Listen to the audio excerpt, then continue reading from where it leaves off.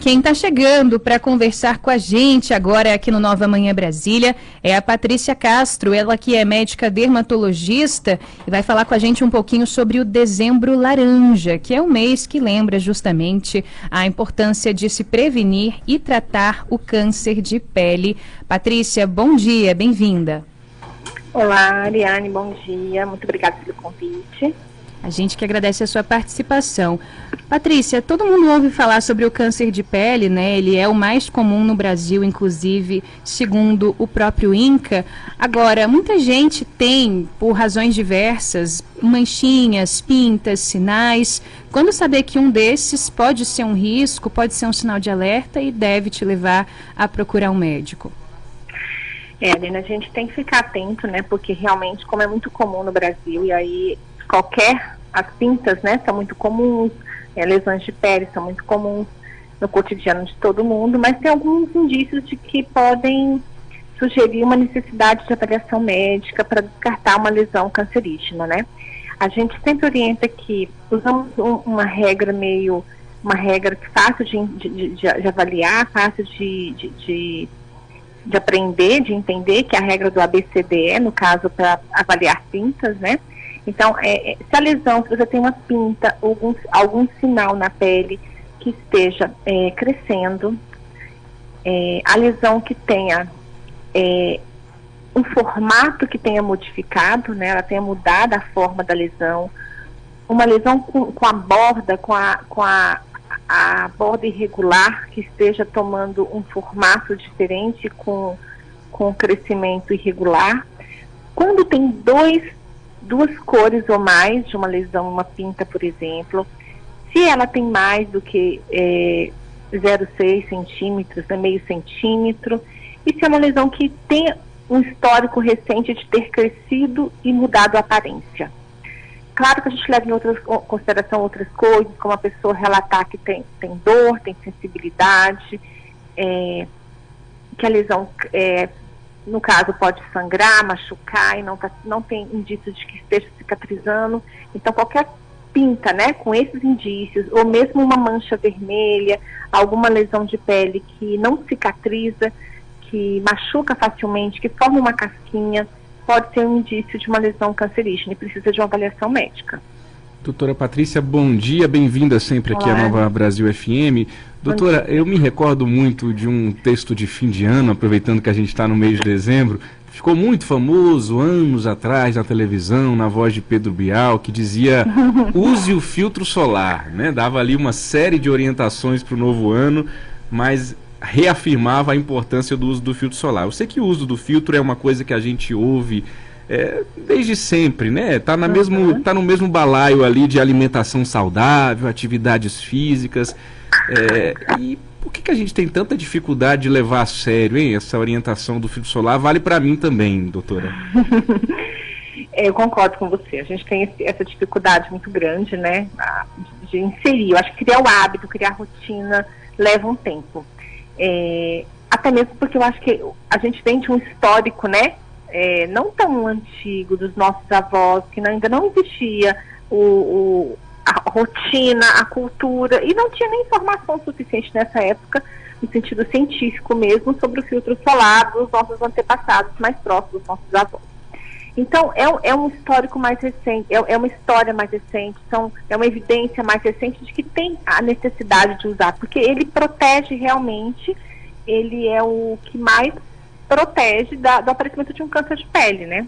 Então, eu acho que criar o hábito na rotina, de colocar todos os dias de manhã, já que o sol o sol, de forma excessiva, ele é um dano que a gente não percebe, a gente não sente, né? Eu acho que isso fica mais difícil realmente de a gente perceber que a longo prazo o sol vai causar dano na pele. O dano dele não é recente, ele faz um dano crônico, cumulativo no DNA. Então você vai ver isso lá na frente, lá mais depois de 20 anos, 30 anos de exposição. Então o que você não vê agora gera uma dificuldade de inserção na sua rotina, né? Sem falar que as pessoas têm o hábito também de passar filtro solar somente para atividades de lazer. Ou quando vai para a praia, né? É o cheirinho de sandal que lembra a praia, né, doutora? É isso mesmo. Sandal fora das férias não combina muito. Dá vontade de viajar, né? Mas brincadeiras à parte, até para vir, por exemplo, para o escritório, eu preciso pôr também esse protetor solar no meu rosto, né, doutora? Aí, justamente. Por quê? Porque a gente sabe que esse sol, ele mesmo como hoje, um tempo nublado, a gente tem radiação ultravioleta, né? Hoje em dia a gente fica nos ambientes fechados, no escritório, vocês vêm na rádio, eu aqui no computador, todo mundo tem muito contato com a luz visível do computador. Vou extrapolar um pouquinho fora do câncer, né? Mas é porque eu lido com isso todos os dias também. E as mulheres reclamam muito de mancha, principalmente as mulheres, mas os homens também, de manchas na pele. E aí a gente sabe que essa luz visível do computador, ela também é impactante para essa questão das manchas. E acaba que é uma exposição velada, porque a gente está dentro de um escritório, dentro de uma sala fechada, acreditando que está protegido do sol, né? Mas é um outro tipo de luz que também pode causar envelhecimento e manchas na pele. Então acaba que esse uso realmente diário, aplicado pelo menos pela manhã e na hora do almoço, é o ideal de cuidado preventivo para evitar o câncer de pele. Doutora, eu vou continuar aqui com outra pergunta, mas antes uma mini pergunta, né? Já que a gente está falando da importância desse filtro solar, que todo mundo no fundo sabe, mas a gente finge não saber. Qual que seria o filtro ideal para a gente usar no dia a dia no rosto? De quanto?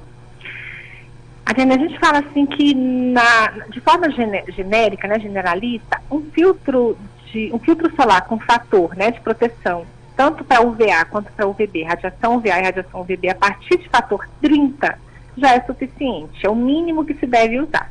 Tá. Então, acaba que a partir daí você já tem uma proteção adequada.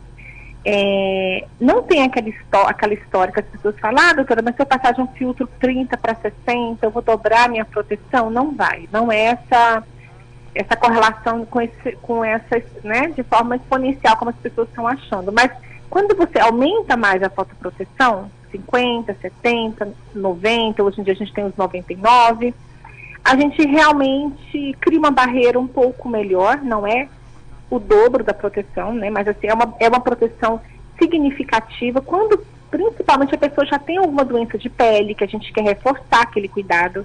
Então acaba que a gente indica 50 ou mais, com mais esse intuito de garantir que a pessoa esteja bem protegida, já que a quantidade mínima, né, por exemplo, uma colher ali de sopa para passar, a gente não passa na realidade, né, a gente nunca passa a quantidade suficiente. Quando a gente aumenta o fator de proteção, a gente está aumentando a proteção, já que você vai estar aplicando um pouco menos do que deveria, né. É uma coisa que eu sempre explico para os pacientes. Mas eu acabo indicando sempre a partir de 50, pelo fato de a gente querer também evitar o envelhecimento, as manchas, e para aqueles pacientes que já têm alguma condição dermatológica, uma rosácea, algum tipo de dermatite, um melasma, alguma doença que seja fotossensível, né, que piore com sol. Acaba que a partir de 50 é o que a gente mais indica, mas de forma genérica, a partir de 30, se todo mundo usar 2 vezes ao dia, já garante uma excelente proteção.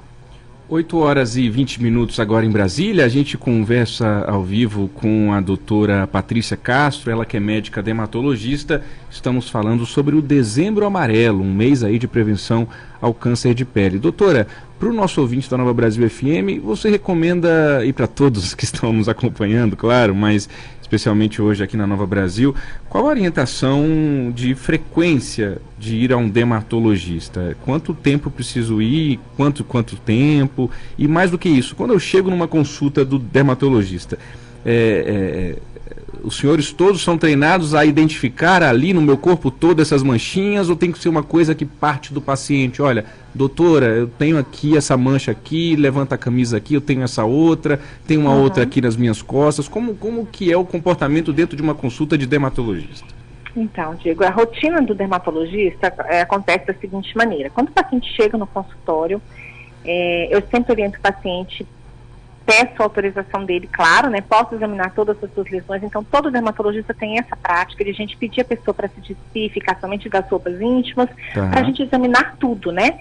Então a gente não olha somente com o olho, a gente usa dois instrumentos, a gente usa uma lupa, mas a lupa aumenta pouco, a gente usa principalmente o dermatoscópio, que é de forma assim, como se fosse uma lupa, só que com um aumento maior, aumenta ali dependendo do dermatoscópio que você está usando, de 30 vezes a 70 vezes a imagem, e permite a gente ver os detalhes que justamente, por exemplo, a gente tem sinais dermatoscópicos, né, de cada lesão, do que é do que pode ser uma pinta que tem risco para melanoma, do que é um carcinoma basocelular.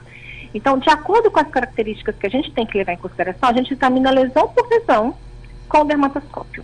Então, a gente examina tudo, couro cabeludo, corpo todo, face, palma e planta dos pés, porque é local de risco também para câncer de pele. E muitas vezes pode passar desapercebido, né, porque a pessoa não olha nem sempre o pé, e é da nossa prática, já que é pouco comum, mas o melanoma pode acontecer nas extremidades, né, na planta do pé.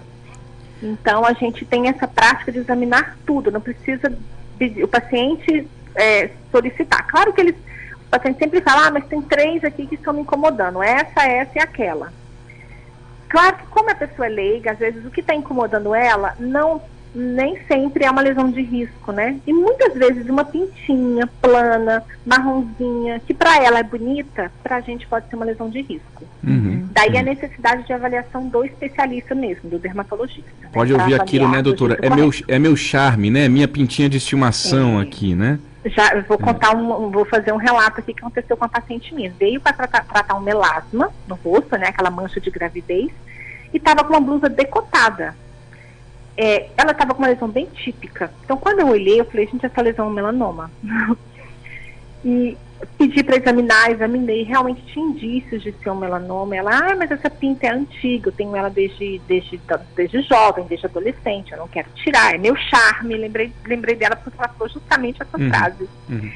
E aí eu expliquei, a gente fez biópsia, era um melanoma in situ, ou seja, aquele melanoma inicial, né, que a chance de cura é alta, você tira e faz o acompanhamento, mas acima de 90% de chances de cura. Daí a necessidade dessa avaliação sempre anual, para a gente identificar as lesões justamente naquele momento de início, né, que a gente consegue levar para a cura, não vai ter desdobramentos de coisas mais graves. Perfeito. Agora são 8h24. A gente conversou com a doutora Patrícia Castro, ela que é médica dermatologista, trouxe para a gente esse alerta da importância de se prevenir e tratar o câncer de pele, de estar aí com as consultas médicas, as visitas, inclusive, aos dermatologistas em dia também, para que a gente possa evitar qualquer tipo de problema e, em caso de haver, de fato, um câncer de pele, que ele seja descoberto no início, para que o tratamento possa ser feito e para que a pessoa seja curada rapidamente.